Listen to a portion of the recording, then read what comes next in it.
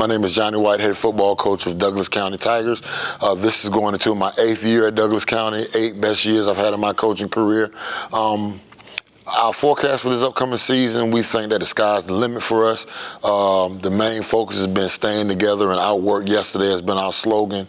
So we got a good group, not a large group of seniors, but a good group of young men who's been in the program that know our expectations and also saw some of the things that did not help us get over the hump. So we've got rid of those things and those attitudes. So I'm looking real forward to it.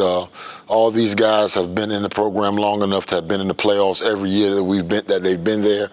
So now, right now, our main focus is to try to win a region championship, which has not been done since, I think, 2002, and try to make it past the second round of the playoffs. Those are our main focuses.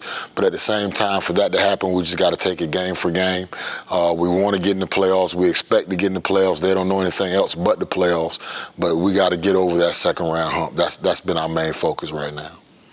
Coach, you started off talking about these are the best 8 years of your life. What has made coaching at Douglas County High School such an awesome experience for you? The administration from the top down.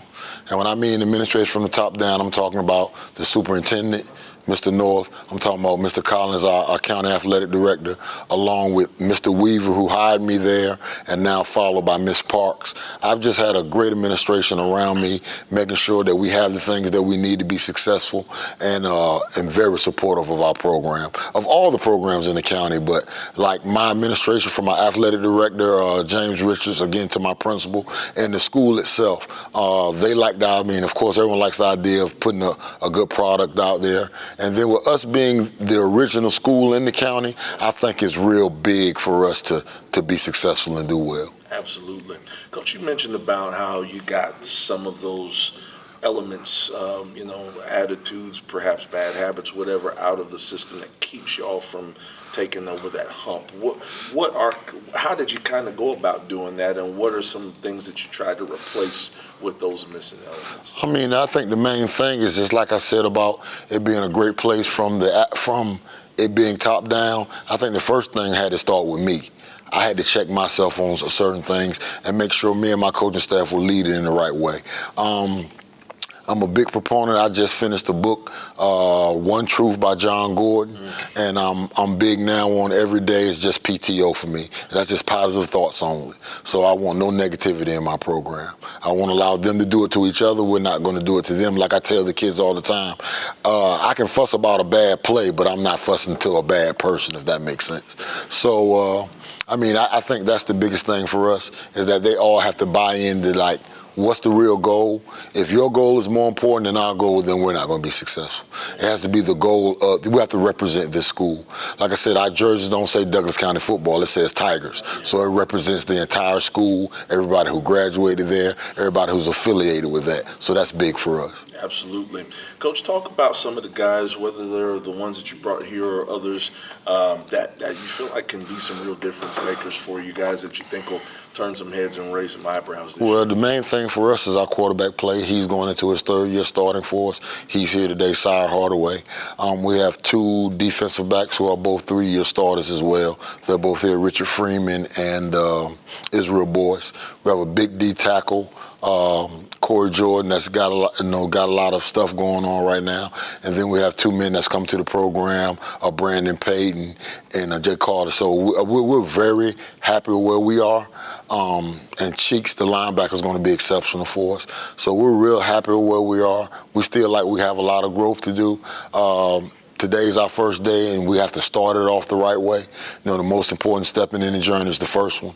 So I'm really acclimated and really happy and excited about seeing what we do this evening. And we'll just let stay in prayer, pray that we stay injury-free, because 1 or 2 bad injuries can change the whole dynamic of your program. But that's part of the game as well.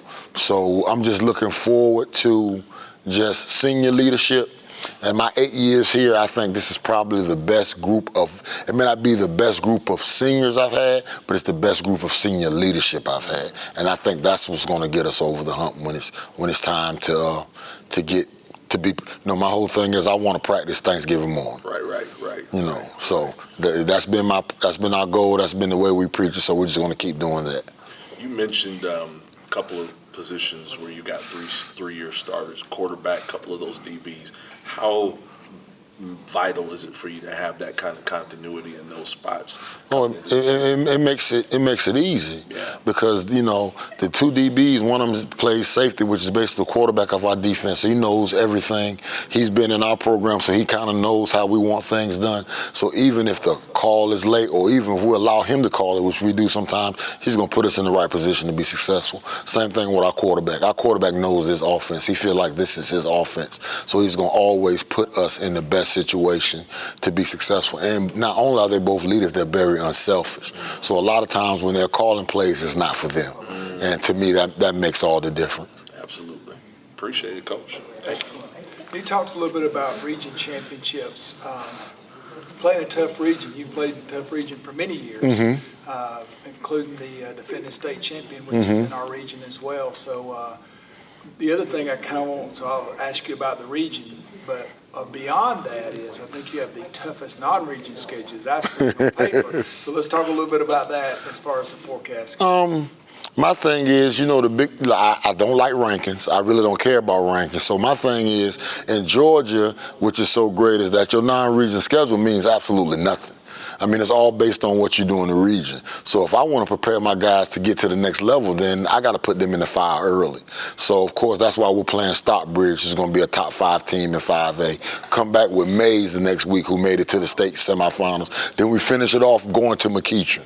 So, I mean, we're not scared to play anybody. And I think that all it's going to do is make us better. Win, lose, or draw is going to get us ready for the playoffs. In terms of the region, I mean, it's a tough region. Langston Hughes is the defending state champion.